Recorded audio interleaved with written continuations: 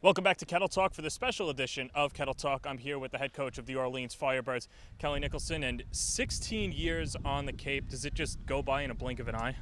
Yeah, it's gone by really fast. I remember about 16 and a half years ago, I had an opportunity to come up here, and I didn't know a whole lot about the Cape League, and I had the opportunity to join Orleans as a pitching coach, and I called my best friend, Doug Fritz, and I said, hey, I have an opportunity to go to the Cape. What do you think? He goes, yeah, go. And so I went. He always gives me good advice. He's got good wisdom. He's, like I said, he's my best friend. And it's been a great journey. It's been 16 really, really enjoyable summers up here. The people, the relationships, the friends, the players, the people in Orleans, the people here in Cotuit. Mike Roberts is a good friend of mine. And so, yeah, it's been a really, really good journey. Now, you're not a local guy from California, so when you're first coming over here, how do you make those connections? Well, it's just been a long time. I'm a high school teacher. I've been teaching at Loyola High School I just finished my 33rd year. I'll be starting year 34 here in about a month. We start August 18th. Teach Algebra 2 and Geometry. I'm going to be teaching Algebra 2 next year. I would like to think of myself as being kind of a personable guy. I really enjoy meeting people and getting to know new people and hearing about their experiences. And the people in Orleans it's become a second home. So the people there are wonderful, wonderful people and have been tremendously generous to me and everybody, on our coaching staff and to our players. So if Orleans wasn't such a special place, I don't think we'd be having this interview right now. Well, I think you and I are both spoiled in terms of the ballparks that we get to go to every day. Low Park, obviously picturesque. Chatham is very nice, but Orleans, you want to talk about quintessential Cape. Those three ballparks are in there. When you got here, was that just breathtaking? What were your first impressions of Eldridge Park? Well, it was interesting in that it's a park. It's a public park at a middle school. But when the hill fills up and you have the announcer doing his thing and the 50-50, and you really get the real taste and flavor of the Cape League when you're in Orleans, we would like to think. You got the cars driving up and down Route 28, and you got the police station behind the left field, behind the road in left field. And now we'd like to think it's as nice a park as there is in the Cape League with our new dugouts and our new netting and the knee wall and the padding and stuff. It's really made it nice. So it's taken some time, but we would like to think it's as nice as a place as there is in the Cape League.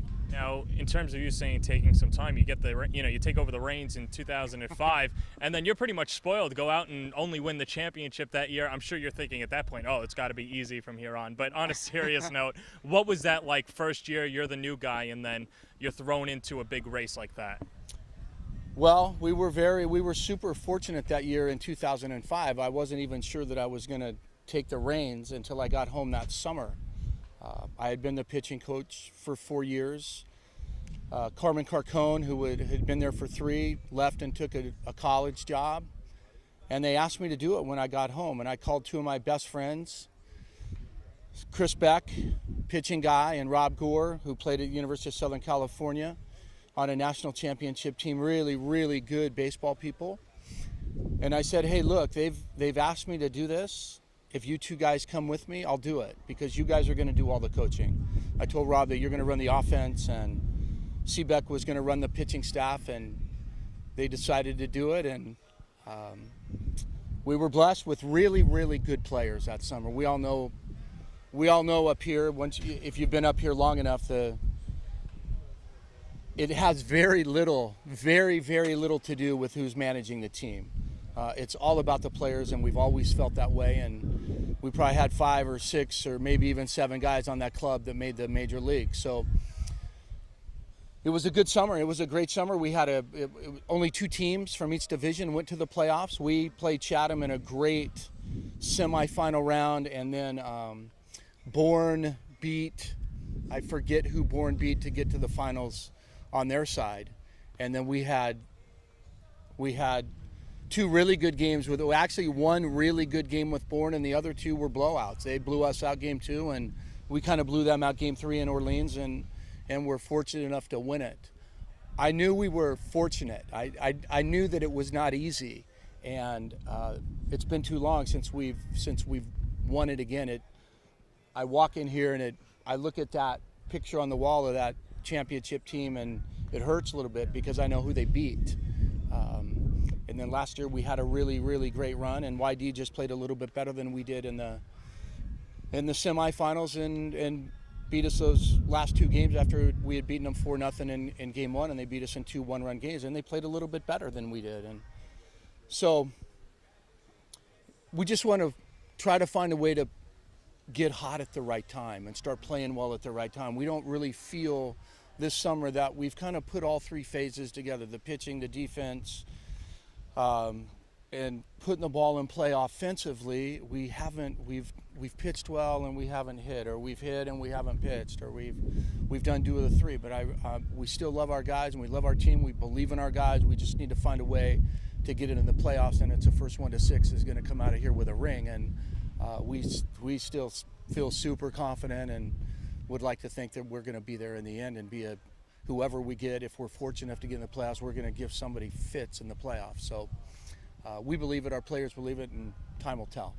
Now, you mentioned the talent. Let's talk about one pitcher in particular out of Duke from Long Island. Marcus Stroman was very talented coming out of Long Island. I remember him and Steven Matz were the big two guys, and obviously they both made it well. But what's it like to manage a guy like that had electric stuff, but, was still trying to find himself here? Right. It was easy. You just gave him the ball and said, go get him. When I heard about Stro from Sean McNally, who was then the head coach at Duke, he called me and said, hey, we got a guy. The stuff's electric.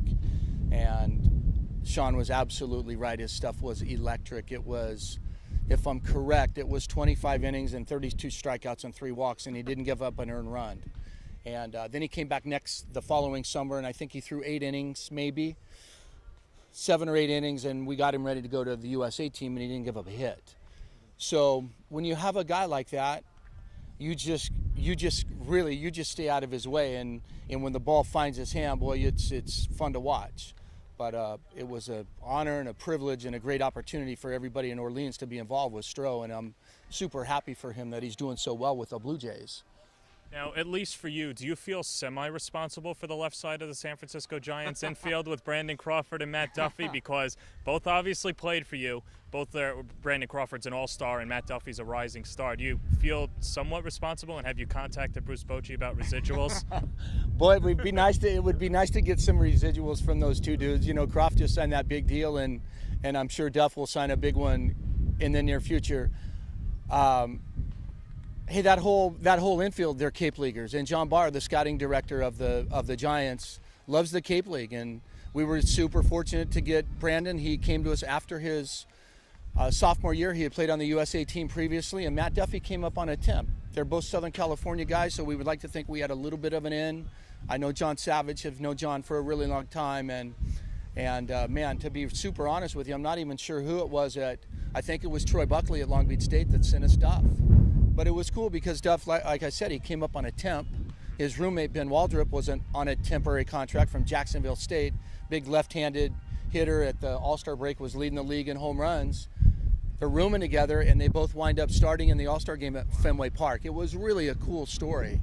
So, no, I don't feel responsible one bit for having those two dudes in San Francisco, but it is sure nice to see how well they're doing because they're really, really good, special young men.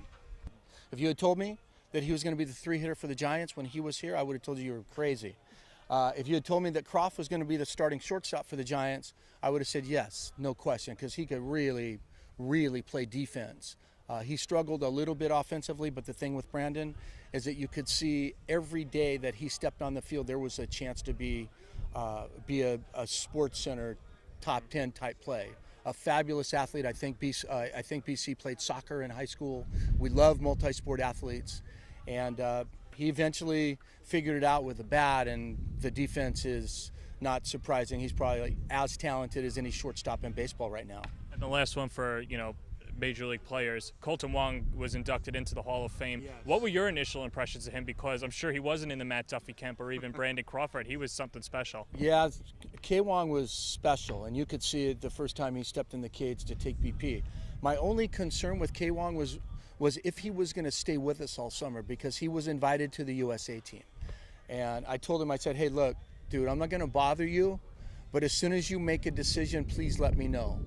And it was nice. Obviously, it was nice that he stayed that summer, because he's a special player. MVP of the league, played second base for us, can really hit. Another nice thing about Kolten, he's a football player, man. He was super athletic. And again, he had another kid that we're super proud of. My fiance and I are going to attend the Hall of Fame dinner in November at the Chatham Bars Inn. So we're really looking forward to seeing Kolten and his wife and attending that ceremony. And it's going to be great to catch up with him again.